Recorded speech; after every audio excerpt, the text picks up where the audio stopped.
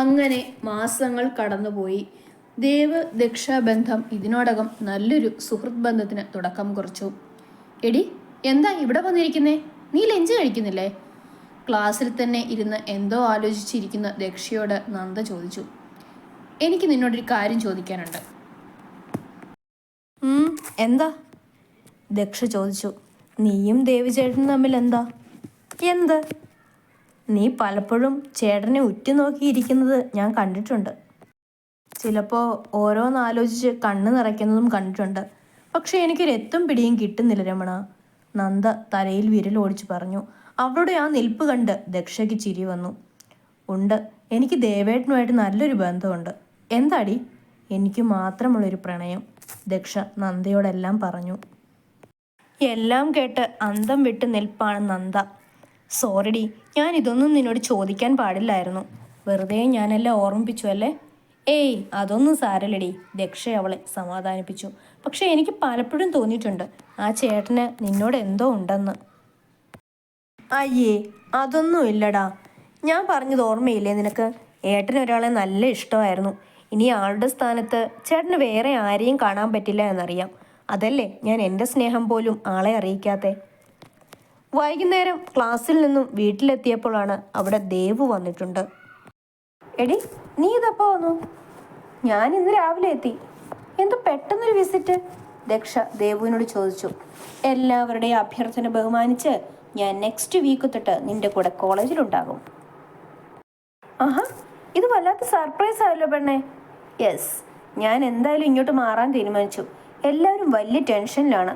ഞാൻ കാരണം ഇനി ആരും ടെൻഷൻ അടിക്കണ്ട. അതാ നല്ലത് മോളെ. പെൺമക്കൾ ദൂരെ പോയി പഠിക്കുമ്പോൾ കുടുംബത്തിലെ അച്ഛനമ്മമാർക്ക് വല്ല സമാധാനം ഉണ്ടാവുമോ മോളെ? ദക്ഷിണയുടെ വാക്കുകളായിരുന്നു അത്. ദക്ഷയും ദേവുവും അത് ശരിവെച്ചു. ഒരു പെൺകുട്ടി, അവളെ ഒരുപാട് പേര് ചെന്ന് ആക്രമിക്കാൻ ശ്രമിക്കുന്നു. ഒരു ചെറുപ്പക്കാരൻ അവളെ രക്ഷിക്കുന്നു. പിന്നീട് ഒരു വീട്ടിലേക്ക് പോകുന്നു. അവിടെ കുറേ പേരുണ്ട്. പെട്ടെന്ന് ഒരു ലോറി പാഞ്ഞു വരുന്നു. എല്ലാവരും തെറിച്ചു വീഴുന്നു. ആ പെൺകുട്ടിയുടെ കണ്ണുകൾ മറഞ്ഞിരുന്നു. ആ ചെറുപ്പക്കാരൻ അവളുടെ അടുക്കൽ വന്ന് അലറിക്കരയുന്നു. പെട്ടെന്നാണ് ദക്ഷ ആ സ്വപ്നത്തിൽ നിന്നും ഞെട്ടിയുണർന്നത്. അവൾ ആകെ വിയർത്തു കുളിച്ചിട്ടുണ്ട്. അവൾ വെള്ളം കുടിച്ച് ഉറങ്ങാൻ ശ്രമിച്ചു. എങ്കിലും അവൾക്കതിന് സാധിച്ചില്ല. ഞാൻ ഇതെന്ത് സ്വപ്നമാണ് കണ്ടത്? അതിലെ പെൺകുട്ടി ഞാനായിരുന്നു. പക്ഷെ ചെറുപ്പക്കാരൻ അതാരാണ്? എന്നെ അന്ന് ആക്രമിച്ച പോലെ തന്നെയാണ് ഇന്ന് സ്വപ്നത്തിലും. അന്ന് എന്നെ രക്ഷിച്ചത് ദേവേട്ടനല്ലേ?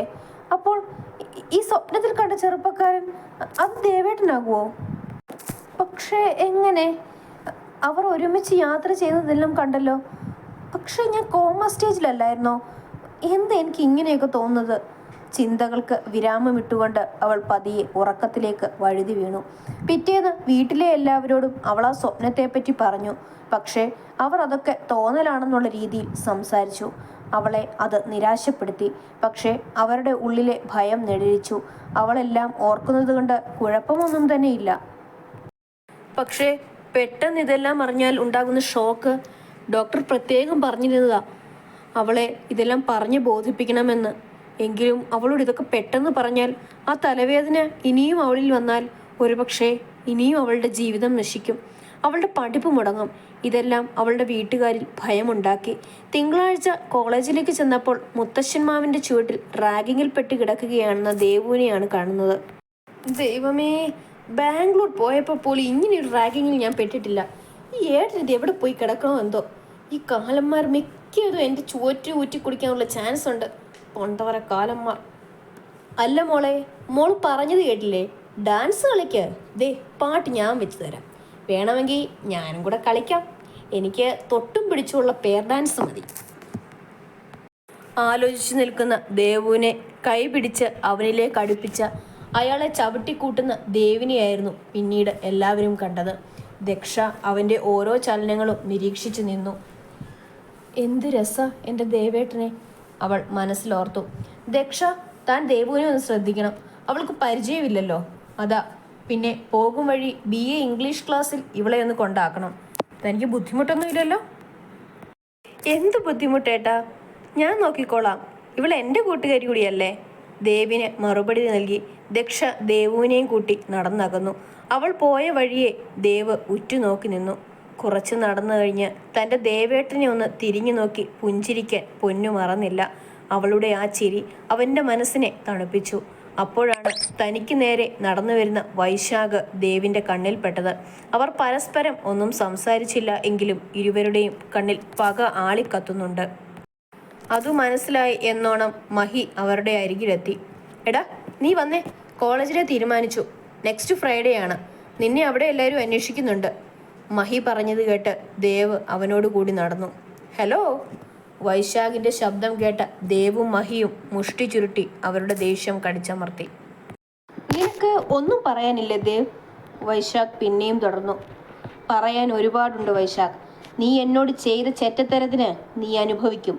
ഇല്ലെങ്കിൽ ഞാൻ അനുഭവിപ്പിക്കും. കീഴ്പ്പാട്ടിൽ ദേവ് ശങ്കറാണിത് പറയുന്നത്. ചെവിക്കൊണ്ടില്ല എന്ന രീതിയിൽ നിന്നുവെങ്കിലും വൈശാഖിൻ്റെ മുഖത്ത് ഭയം നിഴലിച്ചതും ദേവും മഹിയും അത് ശ്രദ്ധിച്ചു.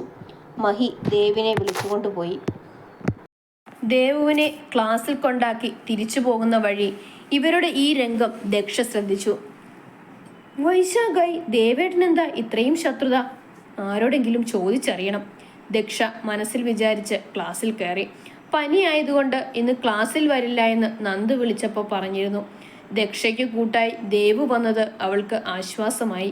ദക്ഷയും ദേവുവും ക്യാൻറ്റീനിലേക്ക് ചെല്ലും വഴി ദേവും മഹിയും അവരുടെ കൂടെ ചെന്നു. അവരെല്ലാവരും ഒരേ ടേബിളിൽ ഒന്നിച്ചുകൂടിയിരുന്നു.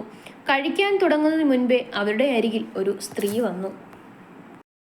പ്രായം അധികമില്ല, 28 വയസ്സ് തോന്നിക്കുന്ന പോലെ ഒരു രൂപം. കോട്ടൺ സാരിയാണ് വേഷം. നല്ല ഐശ്വര്യമുള്ള മുഖം. അവരുടെ ദേവിൻ്റെ നേരെയുള്ള നോട്ടം ദക്ഷയെ ആകുലപ്പെടുത്തി. ദേവ്. അവരുടെ വിളിയിൽ ഒരു സഹോദരനോടുള്ള സ്നേഹമായിരുന്നു. മിസ്. ദേവ് ബഹുമാനപൂർവ്വം എഴുന്നേറ്റ് നിന്നു. മഹിയും അവൻ്റെ കൂടെ എഴുന്നേറ്റു. ഇത് കണ്ട് ഒന്നും മനസ്സിലാകാതെ ഇരിക്കുകയാണ് ദേവുവും ദക്ഷയും.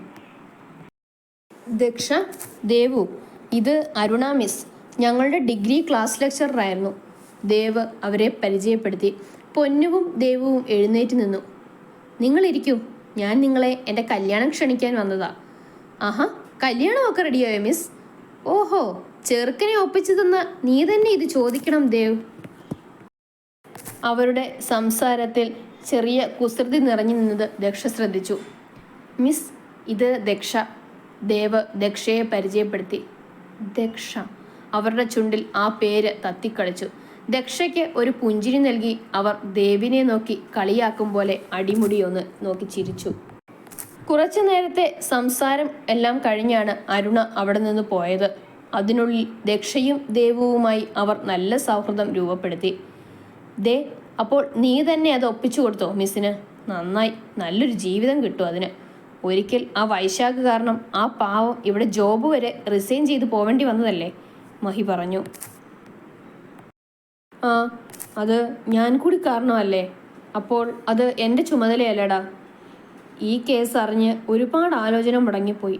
അപ്പോഴാണ് എനിക്ക് നമ്മുടെ രാഹുൽ ചേട്ടനെ ഓർമ്മ വന്നത്. ഇവരുടെ സംസാരം കേട്ട് ഒന്നും മനസ്സിലാവാതെ ഇരിപ്പാണ് ദേവുവും ദക്ഷയും.